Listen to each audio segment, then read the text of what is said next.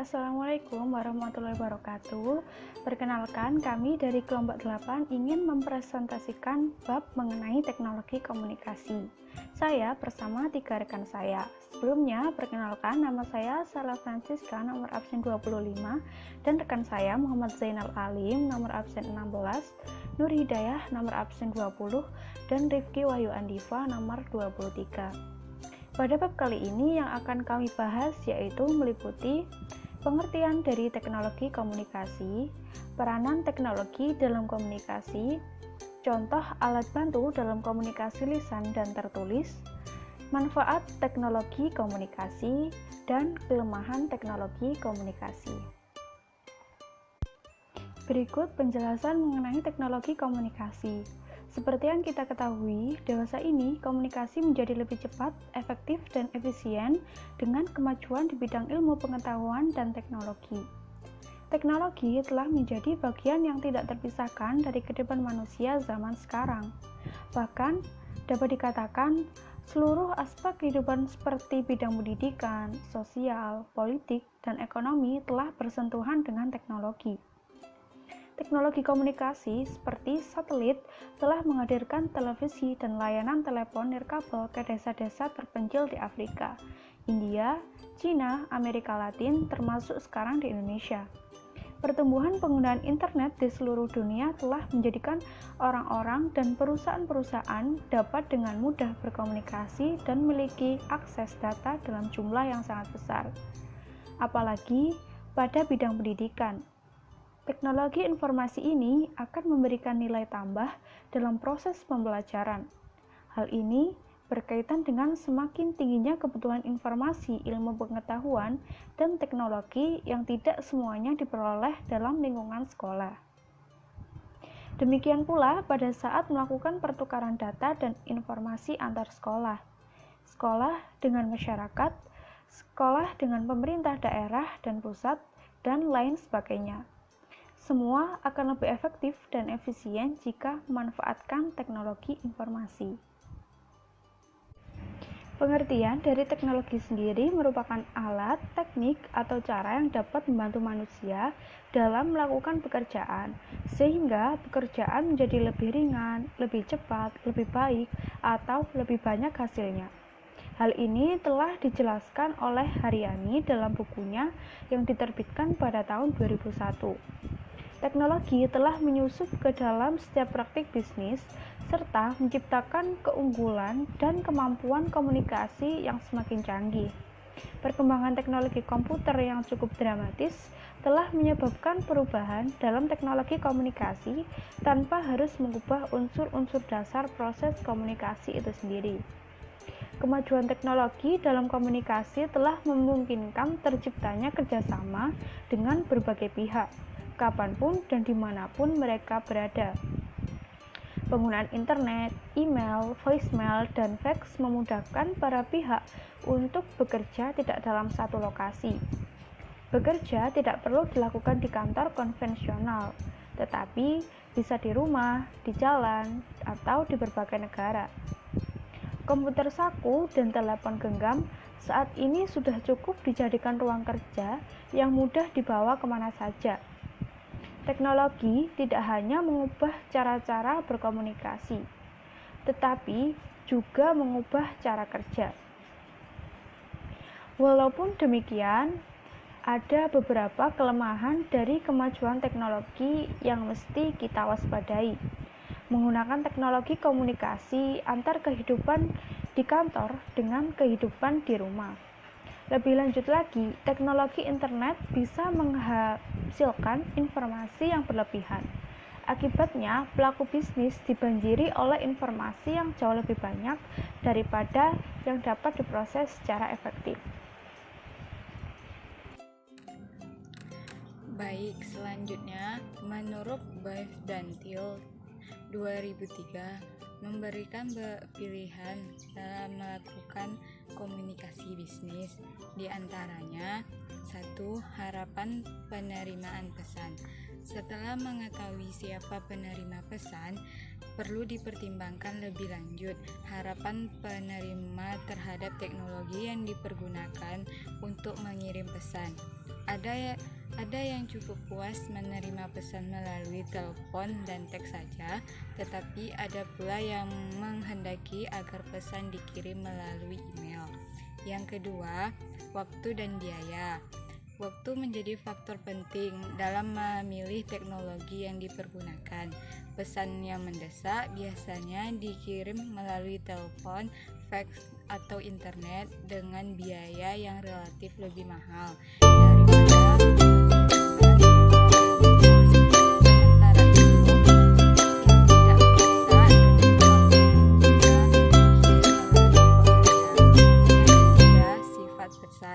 Pesan-pesan tertentu yang memerlukan penjelasan rumit dan kompleks akan lebih baik bila disampaikan secara langsung melalui tatap muka. Sementara pesan yang memerlukan gambar tertentu tidak tepat bila dikirim melalui telepon. Yang keempat, perlunya penampilan. Teknologi yang dipergunakan dalam berkomunikasi seringkali dijadikan salah satu indikator untuk menilai kemajuan perusahaan. Demikian pula untuk tujuan tertentu. Pesan bisnis akan lebih baik bila dicetak dengan printer laser di atas kertas yang bermutu daripada dicetak di atas continuous form dengan printer dot matrix. Pelaku bisnis diharapkan memiliki keterampilan dalam memanfaatkan teknologi agar dapat berkomunikasi secara efektif. Kemampuan untuk mengenai tantangan teknologi, misalnya kelebihan informasi dan keamanan data, juga sangat diperlukan. Teknologi hendaknya dipergunakan secara bijaksana. Penggunaan teknologi yang membabi buta akan merugikan perusahaan. Selanjutnya, peran teknologi dalam komunikasi. Yang pertama, teknologi dalam komunikasi tertulis. Komunikasi bisnis pada umumnya bersifat resmi.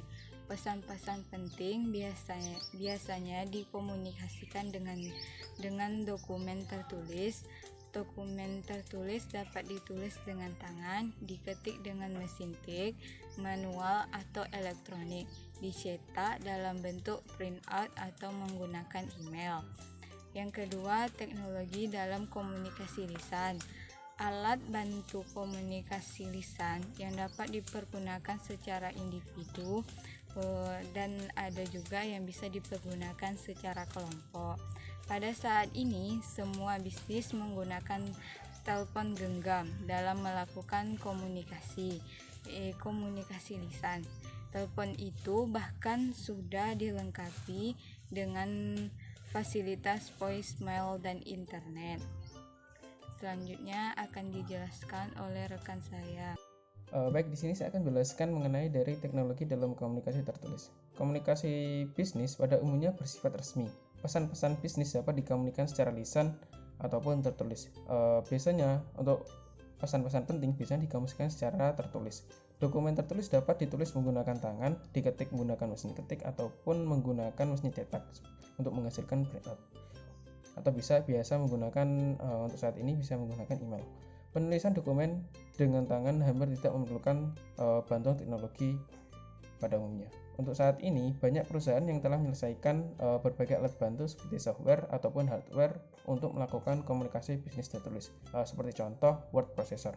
Word processor merupakan salah satu software yang banyak digunakan sebagai pengolahan kata. Word processor pada saat ini tidak hanya memadukan kata, melainkan dapat memadukan dengan gambar ataupun grafik. Selain word processor, penulisan dokumen dapat juga menggunakan desktop publishing, misalnya seperti aplikasi Black Marker.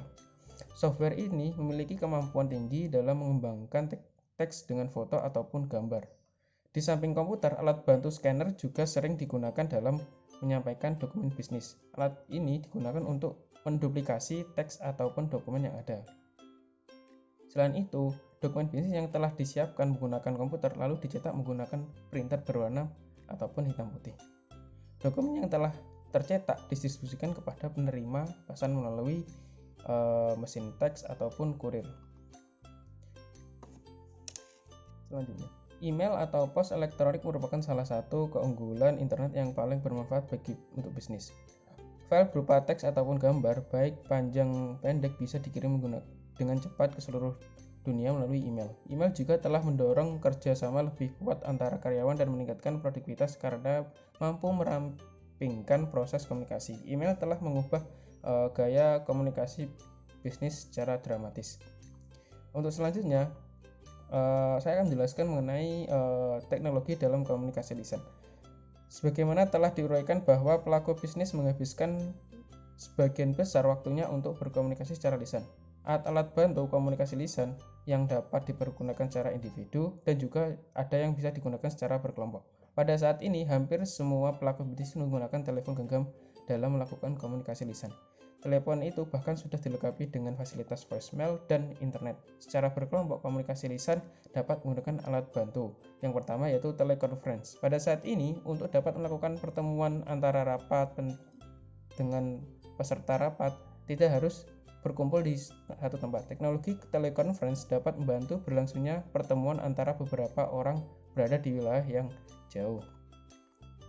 Kedua, ada presentation system. Apabila peserta pertemuan berkumpul di satu tempat, peralatan presentasi sangat membantu jalannya komunikasi. Di dalam presentasi sistem terdapat overhead projector, alat bantu yang memproyeksikan secara langsung material presentasi berupa plastik transparan yang tertulis tangan dan atau disusun secara printer. Kedua, ada slide projector menggunakan material presentasi berupa film slide. Ketiga, direct project yang dapat memproyeksikan plan marker atau biasa dengan blueprint.